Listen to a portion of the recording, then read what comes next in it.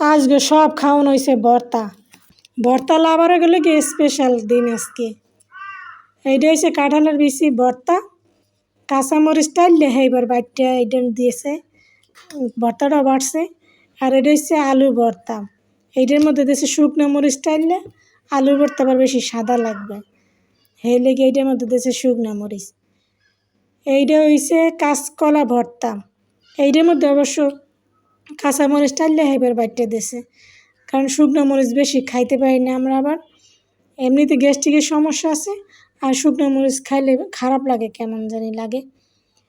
এরপরে হয়েছে পেঁপে ভর্তা, এইটার মধ্যে সামান্য শুকনো মরিচ দিছে, আর বেশিটাই কাঁচামরিচ বাইটটা দিছে আর কি।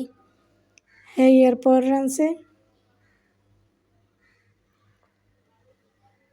এইটা হচ্ছে মিষ্টি আলু ভর্তা, এইটার মধ্যেও সামান্য শুকনো মরিচ দিছে, আর বেশিরভাগই দিছে কাঁচামরিচ বাইটটা এরপর দিছে। একটু ঝাল না হলে আবার ভর্তা ভালো লাগে না, আর শুকনো মরিচ তো আমরা খাইতেই পারি না। এরপর আছে ডাল, এইটা হচ্ছে ছোলার ডাল। ছোলার ডাল একটু অন্য সব ডালের চেয়ে বেশি ভালো লাগে, হালকা ঘন করে রান্না করছে। সেদিন অবশ্য মুসুর ডাল রান্না করছিল, এই জন্য আজকে ছোলার ডাল রান্না করছে। ডালটা অবশ্য ভালোই লাগছে। ছোলার ডাল কী জন্য জানি অন্য সব ডালের সাথে বেশি টেস্ট লাগে আমার দ্বারে। এরপর আছে গরম ভাত,